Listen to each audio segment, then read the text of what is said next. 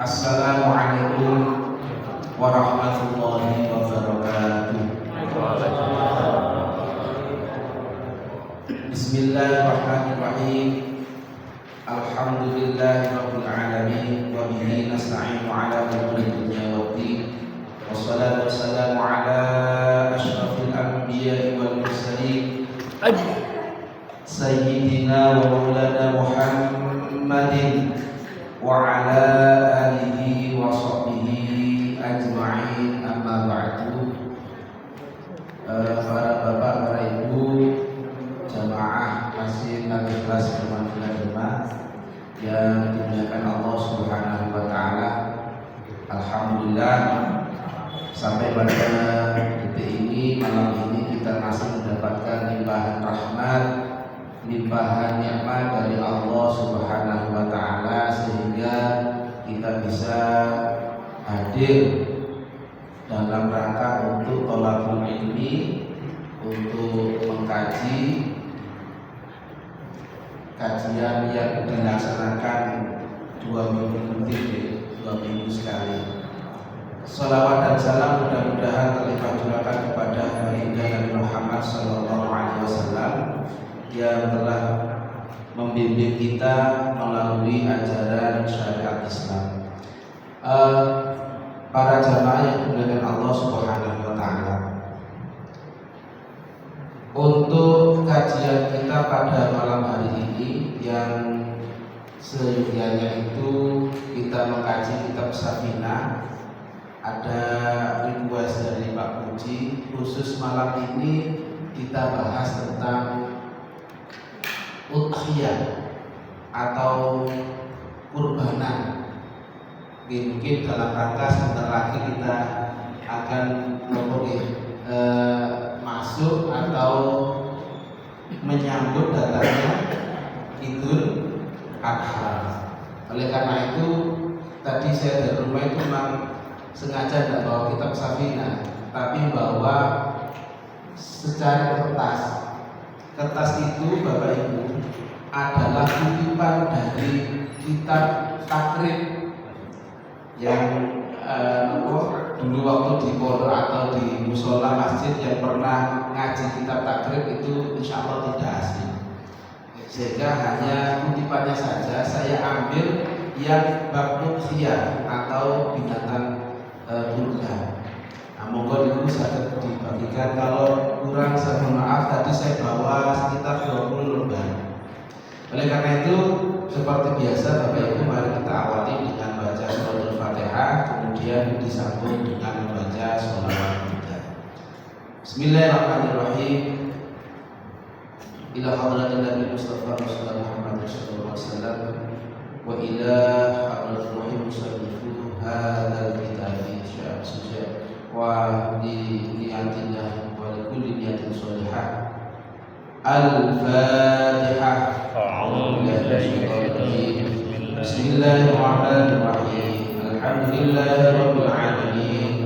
Ar-Rahmanir Rahim. Maliki yaumiddin. Iyyaka na'budu wa iyyaka nasta'in. Ihdinas siratal mustaqim. Shiratal ladzina an'amta 'alaihim ghairil maghdubi 'alaihim waladdallin. Rabbil wa liwalidayya amin. Maulaya shalli wa sallim daiman abada ala habibika khairil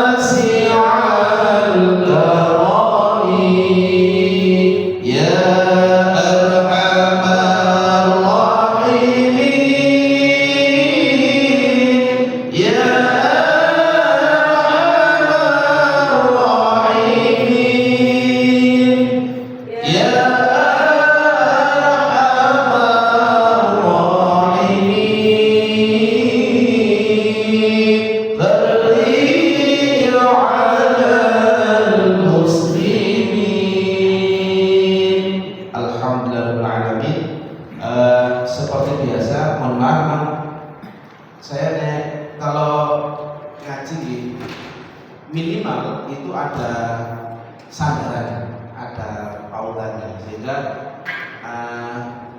tadi request Pak Puji, wis pokok sampai cerita tentang Idul Kurban, wis Bu Fadilah, nek pengajian nopo pembentuk monggo, tapi nek pengajian rutin harus ada sandarannya Pak Puji. Sehingga saya kutipkan satu bab atau satu pasal yang ada di dalam kitab Takrib supaya ada sandaran. Monggo dikonversasi. Bismillahirrahmanirrahim. Qala al-musannif rahimahullah ta'ala wa nafa'ana bihi wa bihi. Fasl. Wal udhiyatu sunnatun muakkadatun. Udhiyah itu binatang ternak yang dijadikan sesembelihan untuk menyembelih pada saat Idul Kurban sebagai pendekatan kita kepada Allah Subhanahu wa ta'ala. Kalau di Al-Quran itu yang dijadikan dasar itu biasanya di dalam surat Al-Kautsar. Al-Kautsar itu juz 30 yang terakhir itu. Bismillahirrahmanirrahim. Inna a'tayna kal kautsar fasholli li rabbika wanhar. Nah, itu dasar atau dalil umumnya tentang ibadah kurban. Jadi kalau kita pahami ayat tadi itu, inna a'tayna kal kautsar, sesungguhnya saya Allah itu a'tainaka, telah memberikan kepada engkau ini dimaksud adalah Nabi Muhammad, kal kautsar. Kal kautsar ini tafsirannya itu ada dua. Kal kautsar itu bisa diartikan telaga Kautsar nanti ketika di akhirat. Jadi telaga Kautsar itu pemberian Allah hanya kepada Nabi Muhammad, yang lainnya tidak diberikan telaga Kautsar. Sifatnya telaga Kautsar itu nanti kalau kita ditakdir oleh Allah masuk surga dan bisa minum telaga Kautsar yang diberikan kepada baginda Muhammad, itu la yadma'u abadan. Sekali minum itu tidak akan terasa haus selama-lamanya. Ini kalau bisa, atau kalau nanti ditakdir bisa minum telaga Kautsarnya baginda Muhammad SAW.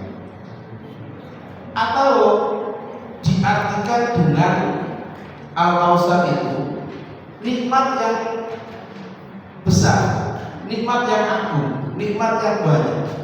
Nah, sehingga baginda Muhammad SAW itu diberikan berbagai macam kenikmatan beserta umatnya. Sehingga sebagai syukur kita kepada Allah, itu di ayat berikutnya fasholli li rabbika. Jadi untuk mensyukuri kenikmatan Allah yang diberikan kepada kita itu salah satu di antaranya itu adalah dengan sholat kepada Allah. Makanya nek ana wong gak sholat itu padha karo gak syukur nikmate Allah. Jadi wis dikeki nikmat sehat, dikeki nikmat waras akale, waras awake. Ini kan kenikmatan yang luar biasa. Duwe akeh nek gak waras ya padha wae. Ana wong duwe akeh bayarane sak bulan 10 juta misalnya. Omahe akeh, kendaraane kathah. Ini dadak setrum. Lah kaspiro bisa merasa menikmati. Alun awas seger waras, duit pas-pasan, iso ngopi, gumbul konco, guyon cekak-cekak, wah nikmati luar biasa. Sehingga bentuk syukur kita atas nikmat itu yang pertama sholat. Sehingga turun sholat, padha karo syukur kepada Gusti Allah. Janjine Allah, nek wong niku purun syukur, nikmate pasti ditambah lagi dan lagi. Tapi nek ndak mau syukur, janjine Gusti Allah, inna adabi nasyadid, pasti mungkin bakal disiksa oleh Allah Subhanahu wa taala. Yang kedua, bentuk syukur kita. Nah, ini yang ada kaitannya dengan pembahasan menyembelih binatang kurban nanti pada saat Idul Adha. Ini. Wal udhiyah sunnatun muakkadatun. Hukum asal kurban itu sunnah muakkadah. Sunnah yang betul-betul dikuatkan. Jadi sunnah itu ada yang sunnah muakkadah, ada yang sunnah ghairu muakkadah. Nah, sunnah muakkadah itu sunnah yang betul-betul dianjurkan, bahkan yang di-grade niku bisa wajib. Mari hukum wajib bisa niki sunnah muakkadah niki. Matur-matur sunnah baru muakkadah, sunnah sing biasa-biasa. Udhiyah menyembelih binatang kurban itu masuk di dalam sunnah yang muakkadah, yaitu sunnah yang dikuatkan. Lah sunnah muakkadah ini yang berkaitan dengan udhiyah itu enten sing sifatnya niku kifayah, enten sing sifatnya niku ainiyah. Lha maksud padha fardu. Fardu niku ana sing fardu kifayah, ana sing fardu ain. Udhiyah niki sunnah muakkadah sifatnya kifayah untuk orang yang ekonominya itu pas-pasan. Maksudnya itu nggih gak luwe-luwe lah. Tapi pada saat Idul Adha, Idul Kurban itu mampu menyelesaikan sebagian hartanya itu digawe kurban. Mari bahasanya digawe tuku wedhus atau bahkan digawe tuku sapi tapi ngepres. Lah itu sunnah muakkadah sing kifayah. Artinya saat misalnya mampu kurban niku kambing itu bisa untuk badani kewajiban itu kesunahannya satu keluarga. Itu kifayah bagi orang yang pas-pasan. Jadi misalnya misalnya contoh saya itu pas-pasan, tapi kepingin menilai pas saya kurbanan itu melok kurban. Akhirnya rada maksa-maksa bu dodolan apa tau apa itu sing penting iso tuku wedhus.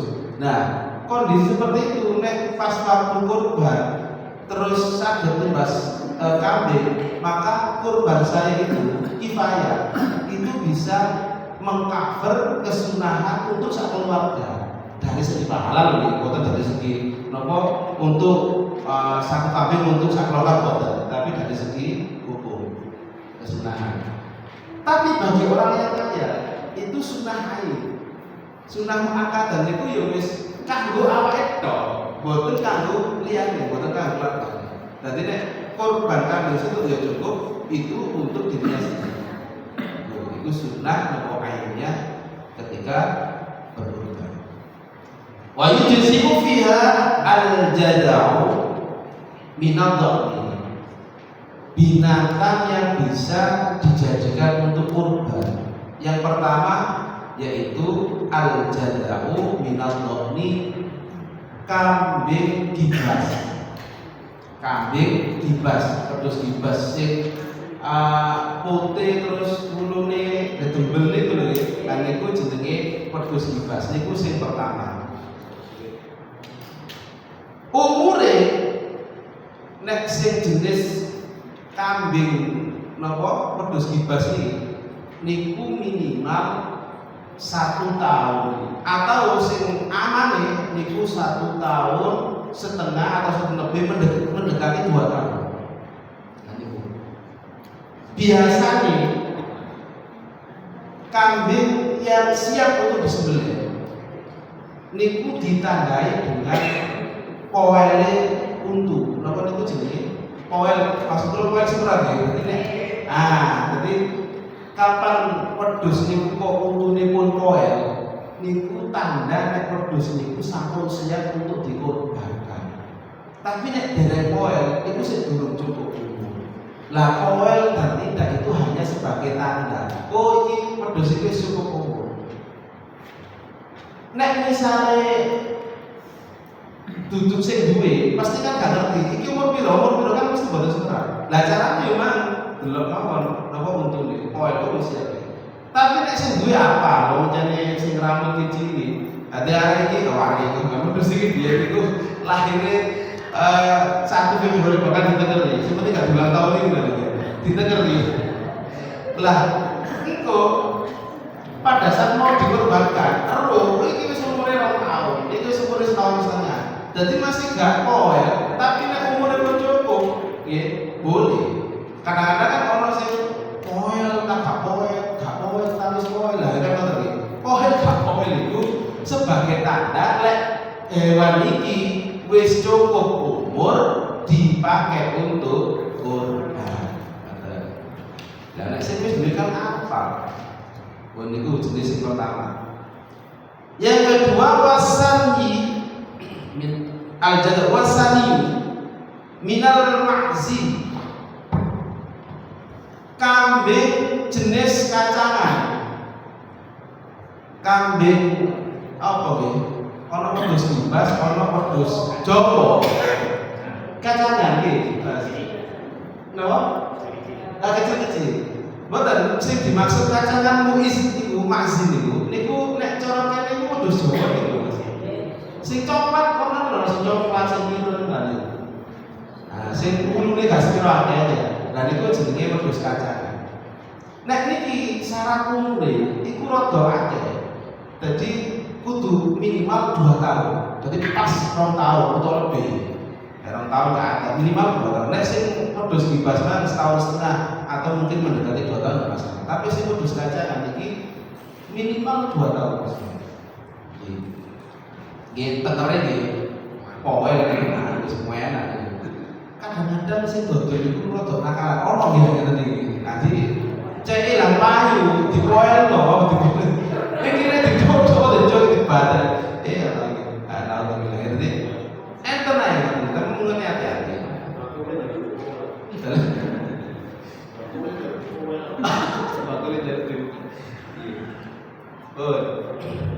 Yang berikutnya wasan minal ibili. Hewan kurban berikutnya yaitu onta. Nek onta niki umure lebih tua lagi, yaitu minimal usia 5 tahun. Sebab unta niku perkembangannya rada suwe, maksudnya begini lho prosesnya. Jadi setahun sih napa nek dorokan piye? Nek unta niku napa nek cilik-cilik. Nek wedhus kan gitu.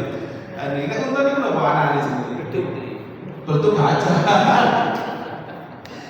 Nah, bener ya. Cepet iki. Tadi saya cepet. Kalau sapi nggih cepet tenan. Iku saya derek saged. Lah untuk usia yang diperbolehkan mencukupi untuk korban itu minimal 5 tahun. Tapi gone arep nek wong Indonesia jarang korban untuk. Tenang. Ini porto kok mokel ke Madinah. Titip tenggene Mas ikhlas korban apa Pak Unto. Mane jare karo dhewe mane. Wasan minal baqari. Hewan kurban berikutnya yaitu sapi. Sapi ini hampir sama dengan mu'zi atau mu'izu atau kambing kacangan memang umur dari segi umur yaitu minimal 2 tahun. Sapi 2 tahun pun wis gede anak sapi ini. Terus dikiaskan dengan sapi ini kerbau. Jadi kerbau niku boleh untuk dijadikan hewan kurban. Kita katakan ini kerbau niku boleh. Dan semuanya ini ada syarat, ada koyit yang mengikat, yaitu semuanya itu diengon, diternak. Sebab nek sapak liar gak diternak itu tidak memenuhi sebagai syarat binatang kurban. Misalnya orang sapi tapi kok liar, sapi ini gone alas, gone hutan. Mbok iso sapi go alas hutan. Nah, orang ditemu digawe kurban. Nah, itu belum mencukupi karena tergolong liar, bukan tergolong ternak, bukan diternak. Kerbau, nek misalnya kambing, nek liar. Liar itu dalam arti memang liar koyo napa uripe napa sebenarnya alas itu Enggak ada yang punya. nggak ada nggih, jadi wis liar itu nggak ada yang punya. Orang kabeh dhewe lho. Beda definisi ada yang punya, tapi memang cara awal itu diumbar, dijono itu bukan liar, itu tetap menjadi apa? Hewan ternak. Kan ono sing napa cara awal itu dijono digone alas itu rong dino dijupuk atau dijono kabeh, tapi memang ono sing duwe, ada yang punya dan itu diternak. Maka ini termasuk binatang ternak. Yang dimaksud kategori liar itu kalau sing duwe urip karepe dhewe ora gede. Nah itu liar. Itu di dalam kitab itu tidak mencukupi untuk persyaratan apa kurban. Jadi bahimatul an'am yang dijadikan hewan kurban nggih 4 macam ini. Napa wau? Kambing atau domba, terus unta, sapi, sama kerbau. Liane ini tidak boleh. Kalau kurban Pak Prabowo PT tidak boleh. Pemana kau perasaan kalau jadi macam-macam binatang kurban. Nah terkait enten sing kadang-kadang ada pertanyaan, sing luwih utama niku sing pundi? Sing akeh. Enten sing ngotot yo ambil. Sebab Nabi Ismail sejarah kurban itu ceritanya Nabi Ismail. Itu Ismail, Nabi Ismail dibeleh.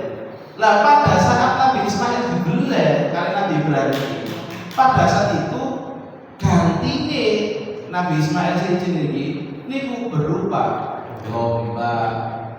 Ayate wa fadainahu bidzikrin adim. Niku tafsirane kata sing maknane niku domba wedhus.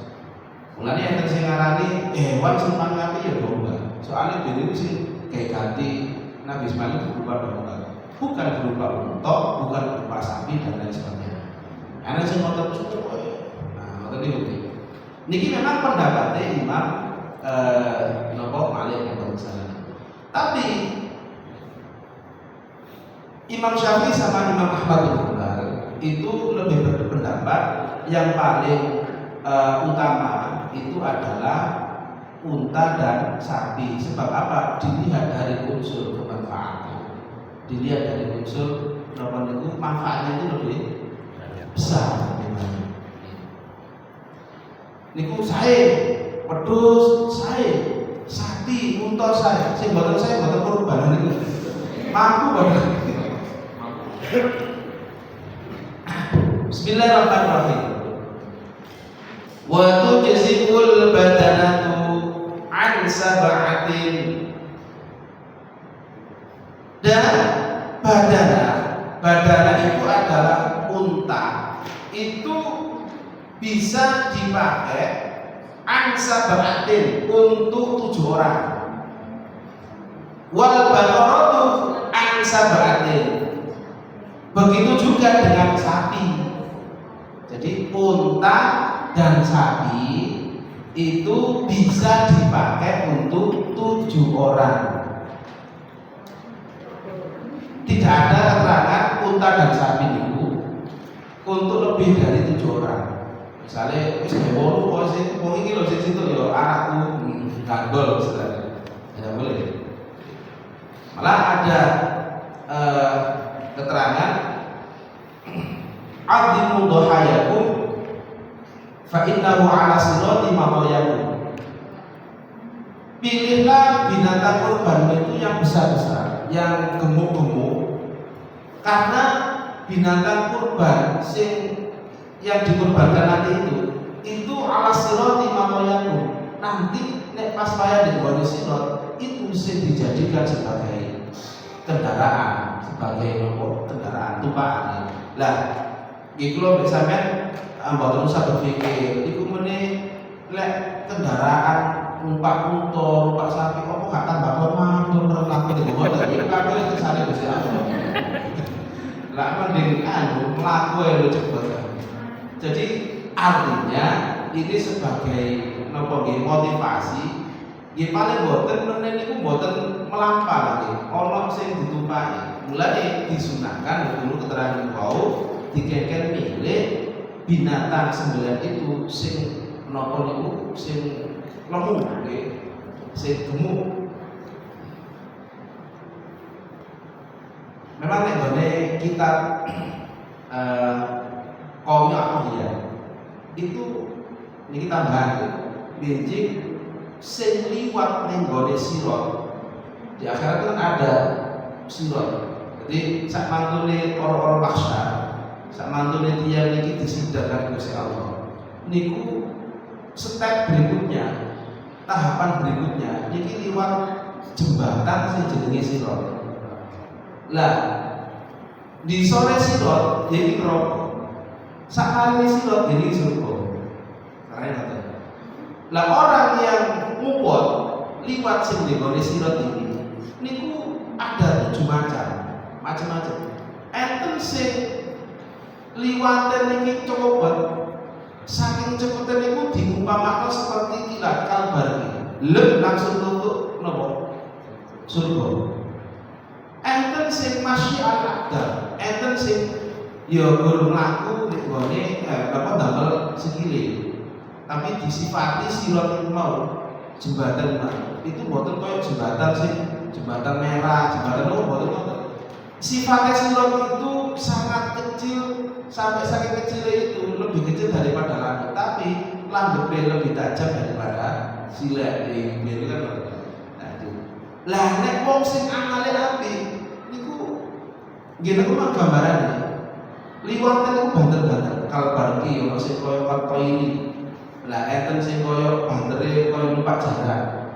Nek sing amale elek niki sekali liwat sirat itu langsung jebur. Napa jebure niki muntinge niki sabaina khilifah niku suwene sampai 75 tahun. Jebur muntinge tok lho durung jebur ya. Muntinge tok iku 75 tahun. Nek wis gone nek wis kecegur niku niku panggonane. Niku bagi orang yang amalnya napa boten saya. Lah nek wong tau duwe binatang korban kata niki niku ket mulai gone orang maksa, ngene pada maksa. Wis enak gak mak wis numpak kendaraan. Niku hanya sebagai keterangan nih. Faktanya yang nopo, ayo meneh bareng-bareng nih.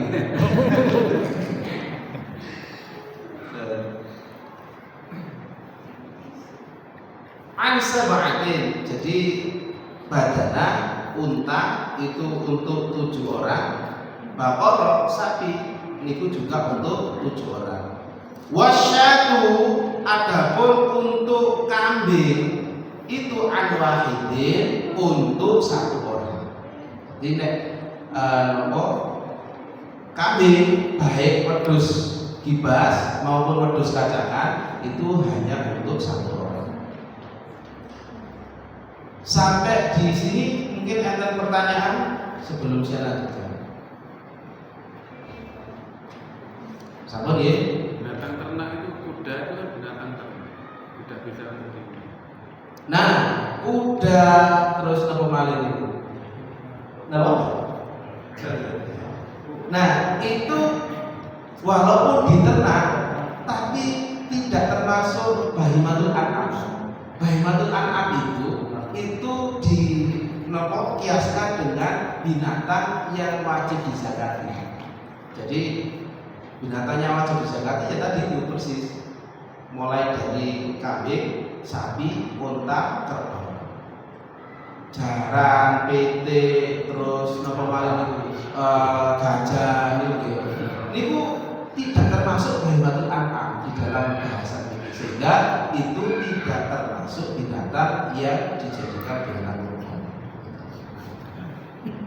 Insya Allah tidak ada keterangan niku nopo jaran niku. Sehingga boten dijawab dulu itu bukan termasuk binatang kurban. Ada, betul. Ya. Yud. Mas Jatah ada. Pakar mutlak itu. Bon saya lihat. Bismillahirrahmanirrahim. Wa arba'un la tujzi'u fid dhahaya. 4 hal yang tidak mencukupi atau yang tidak membolehkan fiddohaya dijadikan untuk binatang kurban. Artinya 4 hal ini yang berkaitan dengan binatang kurbannya. Apa saja itu? Yang pertama, al-awra'u al-bayyin. Kalau ada binatang kurban yang buta, baik dua-duanya maupun salah satunya, ini boten kantor. Jadi nek wonten kambing, sapi, unta, kok primatin niku buta. Buta walaupun si enten itu tapi boten saged napa? Boten tidak bisa melihat, maka itu tidak sah untuk dijadikan binatang kurban. Ini atas sih, maksudnya nek tumbas. Kadang-kadang nggih jangkep sekilas itu lho, foto itu primatin, yo boten ono sing anu cumplung, tapi gak ketok. Nah caranya nopo? Gitu kok ngetesi kok dikon mlaku ta nek mlakune kenceng ya berarti aman. Nek mlakune serajare dari diru nabrak di bawah iki gak beres primatin. Nah itu tidak boleh dipakai untuk berkurban. Yang pertama. Yang kedua, wal arjaul bayyin. Pincang, jelas pincane. Senajan kok mboten pedhot. Jadi foto sikile papat itu foto, tapi mincang-mincang. Di pelakune itu mincang-mincang, kredit-kredit. Nah ini tidak sah dipakai untuk kurban. Jadi pincangnya mergo cacat, tapi nek pincangnya itu kena paku misalnya segini. Kok pakune dijupuk pun normal maneh ya masalah. Jadi pincang sing dimaksud pincang mergo cacat. Walaupun cacat sejak lahir. Jadi misalnya enten medus, kin lahir itu sikile jonjang itu ana tuh jenenge dawane sing Jawa sisi. Akhirnya kan nek mlakukan pincang-pincang betul sah. Nggih, nek boten saged didamel kurban utawa damel akekah, nggih wis didamel panganan napa ngoten nggih. Sing penting aja digawe akekah utawa kurban, nggih bacaan mayoran.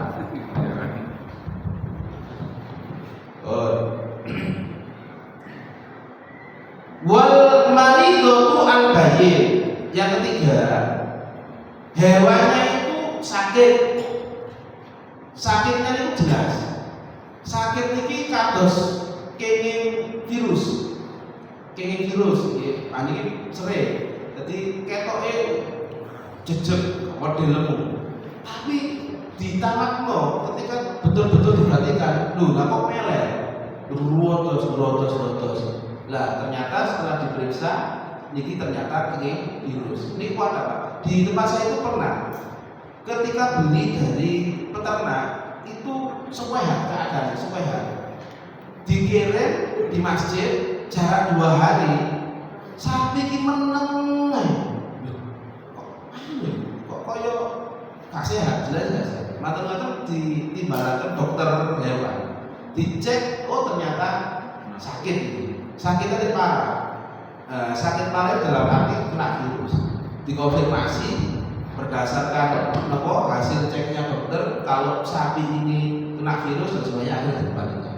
Nah, dalam arti bahwa ini harus betul-betul hati-hati karena banyak binatang kurban itu sing asalnya memang kelihatannya itu nampak seger, nampak sehat, tapi ternyata dia kena virus. Nah, siapa yang bisa istilahnya ngecek-ngecek seperti itu gitu dokter. Mulanya menjelang Idul Kurban itu biasanya kan ada observasi atau kunjungan bagi dokter hewan ya untuk memastikan bahwa hewan yang mau disembelih ini itu betul-betul keadaannya sehat. Karena memang persyaratan hewan kurban itu sehat walafiat itu persyaratan. Tidak gampang loro, ini tidak memenuhi persyaratan. Yang ketiga, yang keempat, wal ajfa'i allati dhahaba mukhuha minal huzal. Binatang sing nemen kuruse. Jadi niki tidak memenuhi persyaratan. Ono wedhus kok puru. Lah purune gampang, tulangnya itu ketok. Kalau urusan turun niki tidak boleh dipakai untuk kurban. Sapi, unta, nek nemen turun itu tidak bisa dipakai untuk kurban. Terus napa ini kok kudu milih-milih. Wis gak apa-apa wis bisa ditawari. Wis murah-murah iki ngene tuku pedhus misale tuku 1 juta. Kalau kawur Pak ini mboten itu cacat dari binatang kurban yang belum mencukupi untuk dijadikan hewan kurban. Tapi ada cacat yang ditolerir. Cacat yang ditolerir. Apa itu? Nah, ini wahyu jesiu dan boleh di dalam arti ditolerir, dimaafkan. Apa itu al-khisiyu? Al-khisiyu itu tanduk yang napa niku putus utawa tugel, maksudnya putus del, tapi nek tugel itu mungkin gak sampai poe, mungkin separuhnya. Nah itu boleh. Jadi le kambing, biasanya kambing sing kalau tanduk kan pedus kayangan pedus sowo. Iku kok moro tanduk iki gak padha, sing situ niku tugel, itu sih ditolerir, gak masalah. Tapi ya lebih amannya sambil ndelek sing utuh mawon. Utawa sapi sing tanduk ini memang tugel, niku masih ditolerir. Kalau memang dipaksakan terus dibelah ya tidak apa-apa, itu ditolerir. Wal maksud utawa pecah, tanduk ini pecah ini, torengan, nah itu masih ditolerir. Wala tujzi'u al-maqtu atul udhuni sing boten sing ndak boleh, sing boten asal niku lek kapan maktu atul udhun kupinge iki napa putus. Jadi wedhus napa? Wedhus Jawa niku mah kupinge ndelewek kan ya. Ada didelok lho karo sing itu kupinge. Itu gak oleh niku. Lek karena kupinge maksudnya karena daun telingae. Anjan memang karena daun telingae ya masalah. Biasanya kan wedhus napa? Gibas ya. Gimana kasih terlalu daun telinga. Sing gak ditolerir malih niku wadana. Buntute pedhot. Buntute pedhot. Lha nanti pedhot di sini wae. Nah niki ndak sah atau tidak ditolerir. Ini memang harus betul-betul dipastikan binatang yang mau dikorbankan itu mutune, jangkepe, sehate, ini harus betul-betul dipastikan karena itu masuk di dalam persyaratan. Antara jantan dan betina, kadang-kadang yang teranggapan kalau kurban sing betina itu tidak apa-apa. Jadi kambing walaupun betina walaupun wedok itu boleh, sapi walaupun wedok itu boleh, tapi lebih diutamakan jantan. Pertimbangannya apa? Pertimbangannya hanya daging itu antara jantan dan betina itu sing enakan jantan. Iya, sing enak jantan. Jangan kok bucing mawon. Kalau jantan bucing mawon. Iya.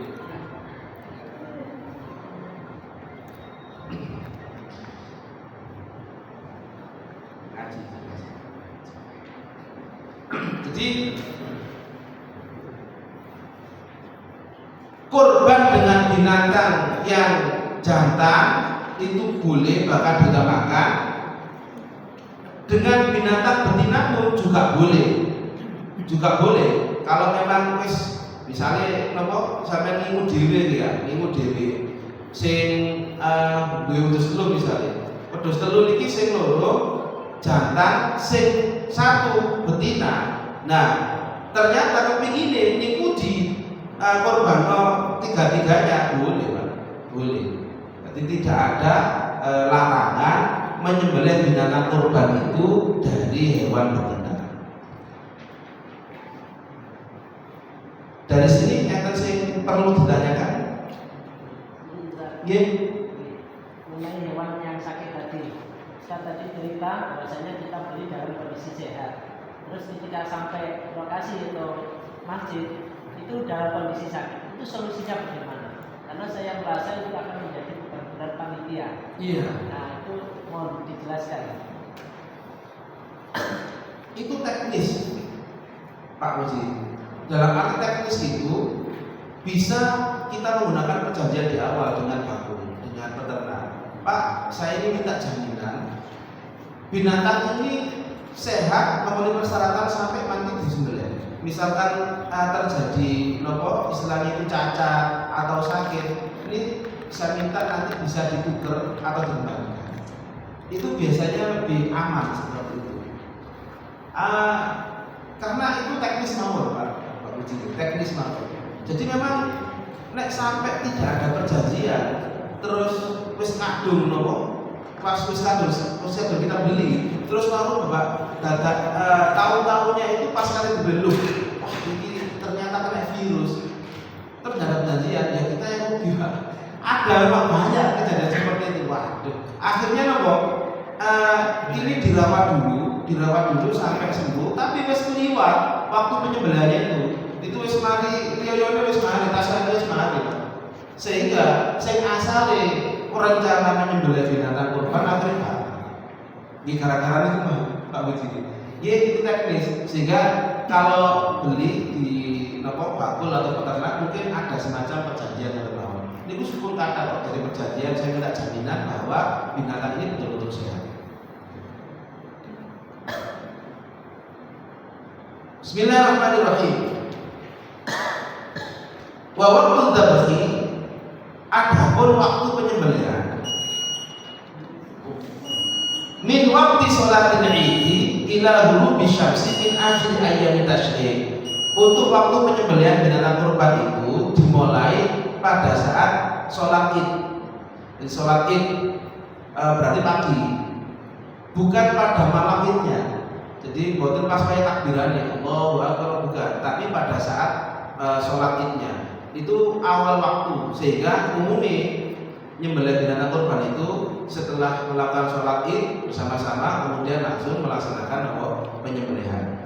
Ila ghurubi syamsi min akhiri ayyam tasyrik, sampai terbenamnya matahari di akhir hari tasyrik.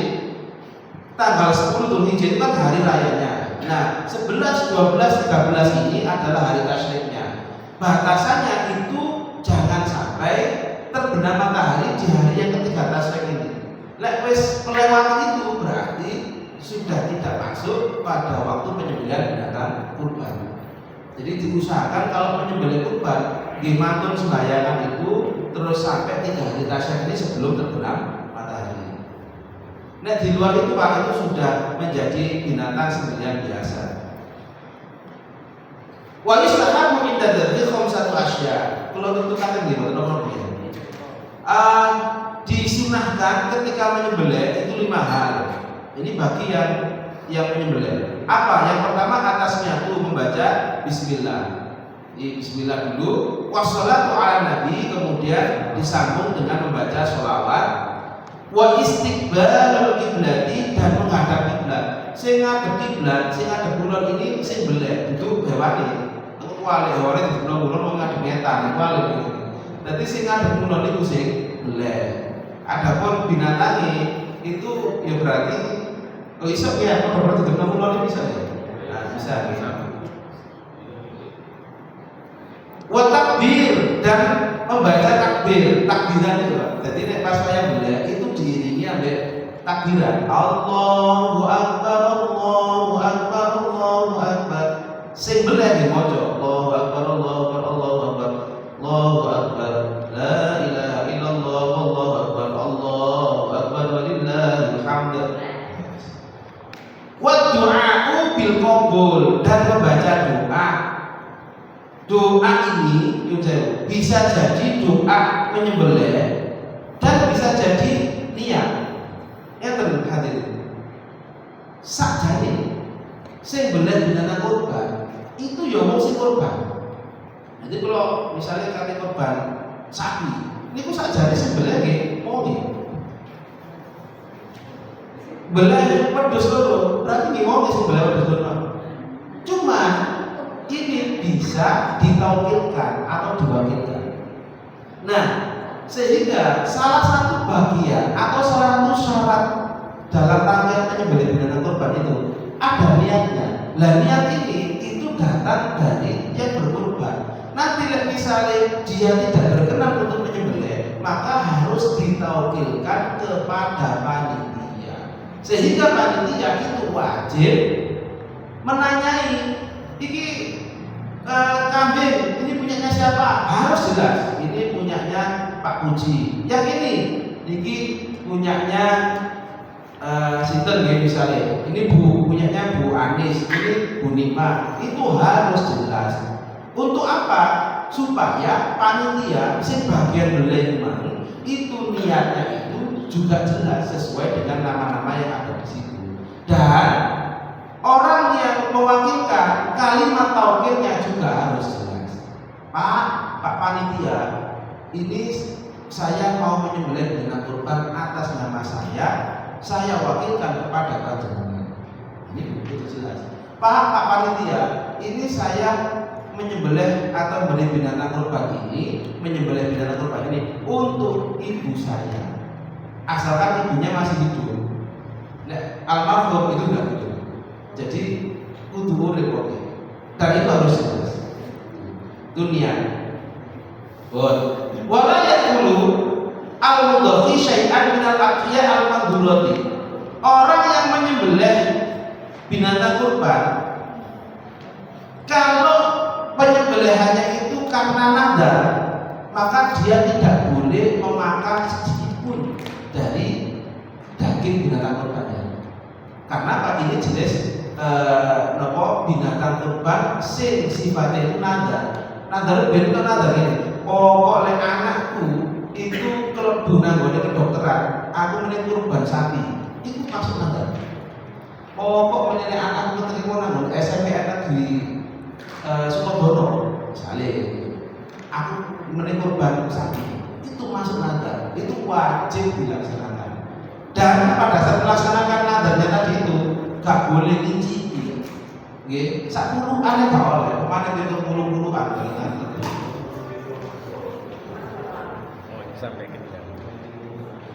wa yaqulu minal ahyati al-mutatawwi' biha, dan boleh makan dari binatang kurbannya dia sendiri tadi itu yang sifatnya sunnah, artinya bukan nadar. Nah, itu boleh dia makan dari binatang kurbannya dia sendiri maksimal sepertiga. Maksimal sepertiga. Jadi kalau bisa apa ya? Kalau ini kurban kambing, tapi nyentuh itu dibelikan ke tempat mana? Itu apa? Jadi boleh minta batasannya itu maksimal sepertiga. Gini saya sepertiga itu misalnya sirah di kepala ya. Sirah apa? Kepala ya. Kepala ya. Ini kalau di kepala ya boleh. Kepala itu harus sepertiga. Ini kalau di sikile. Ini kalau di kuning ya boleh. Asalkan bahwa tidak lebih dari sepertiga. Wala yabihu minal udhiyah, dan binatang atau daging dari binatang kurban tadi itu niki tidak boleh dijual bagi orang kaya. Jadi misalnya ada orang oleh tuntungan daging kurban, itu nek wong sugih itu sifatnya sebagai at'imah, sebagai makanan untuk dia. Tapi nek wong fakir itu sifatnya milik utang, milik sempurna. Dalam arti milik sempurna, nek untuk orang fakir miskin oleh tuntungan daging itu bah dipangan, bah dikekno, bah didol, boleh pak bebas. Tapi nek wong sugih oleh tuntungan daging kudu dipangan, dan boleh dijual. Waduh mau oleh tuntungan daging agar tak boleh pasar, tak berumahnya nih. Nah ini tidak boleh nek wong sugih. Tapi nek wong fakir, wong miskin boleh.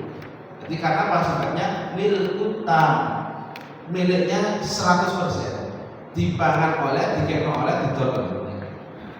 Wa yutimu al-fuqara wal masakin. Itu ada pertanyaan? Nek boten saya cukupkan. Sampun nggih. Wallahu a'lam bis-shawab. Al-Fatihah.